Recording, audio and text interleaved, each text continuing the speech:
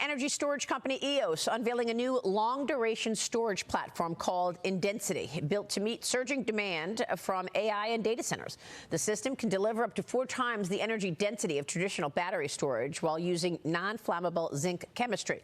Eos stock has been rallying over the last year. It's up better than 250% in that time frame. Joining me now is the CEO of Eos, Joe Mastraneglo. Joe, great to have you. Welcome. Hi, Maria. How are you? Good. Electricity demand obviously is exploding with this AI surge. What does success look like for Indensity? How much of your business and your growth is tied to this AI-driven power demand? Well, the AI-driven power demand is creating new use cases for our product. It's also accelerating a shift to more reliable energy sources.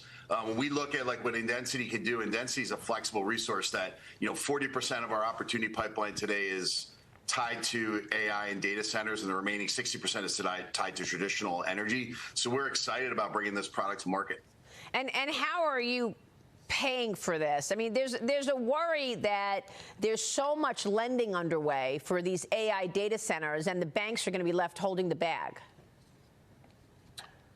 Look, I look at this as like, this is the way we're going to have to power our future. Like, Maria, if you look at just the way our grid operates, it's an inefficient asset, right?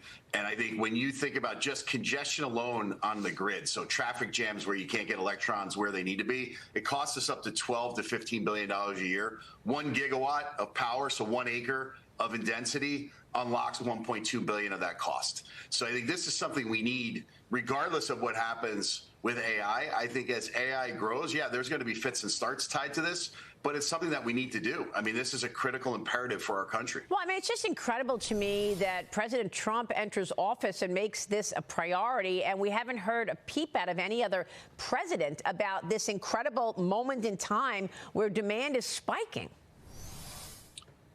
Yeah, look, I think as the administration came in, I think the president focused rightly so on energy. And, right. And in the U.S., half my career was spent in the oil and gas industry. So we're blessed with natural resources, and we got to utilize those resources as the best that we can. When you look at traditional gas-fired power generation, we only utilize those assets 30 to 60% of the time. The reason why I came to EOS 8 years ago was I saw this as a technology that can make the overall energy system more efficient. I saw this as something that we needed. And I think with the focus on this, rightly so, as more and more of what we do in our lives becomes electrified, this is going to be important. It's not only important for like how we live. I think, I think the president talking yesterday about the cost of electricity. Yes, we want all this technology, but we don't want the prices to go up when we flip our light switch. Yeah, and I think adding a product like Indensity to the mix makes that a cost-effective way to grow in the future. Yeah, it's a great point to make, because you're seeing oil and gas down as the president's push for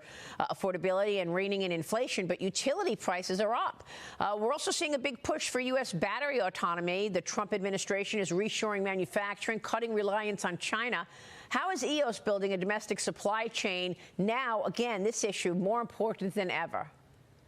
Yeah, Maria, we started this journey in the first Trump administration. We brought manufacturing back from China into Pittsburgh, Pennsylvania. We, at the time, our supply chain was 40% U.S. based. We now stand above 90%. But like the great story here, outside of just the technology being able to build the battery modules, is we're finding suppliers across what we used to call the Rust Belt that's becoming a high-tech manufacturing belt, if you will. We have one supplier in Johnstown, Pennsylvania, right? The history of Johnstown, the collapse of the steel industry. They're building the enclosures for us for Indensity.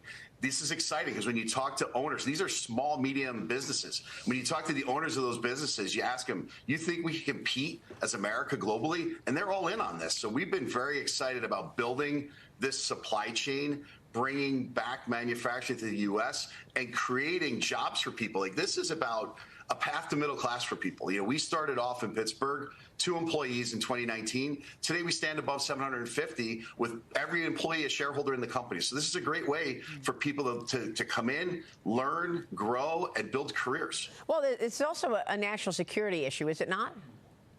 Yeah, it is. When you think about, Look, I mean, I'm not on the inside of this, but when you look at what happened in Venezuela and the lights going out, we don't want something like that happening here in the United States. The thing that we've done with EOS is not only are the raw materials in the battery U.S. sourced, The software is from the U.S. The critical components in the printed circuit boards that run the software are from FAOC compliant countries, and the data never leaves the U.S. And I think that's an important aspect of how we're going to manage the grid, because the grid really is how we live when you go forward. So when you look at the demand story today, because of AI, because of these data centers, have you ever seen anything like this? I mean, how would you assess it?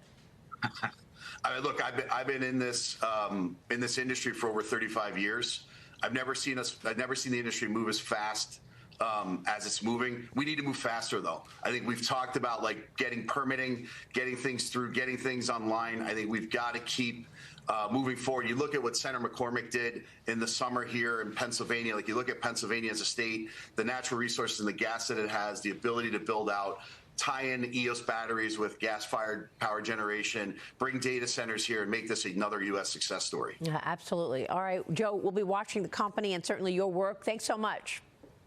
Thank you, Maria. Have a good day. And to you, Joe Mastraneglo. We'll be right back. Stay with us.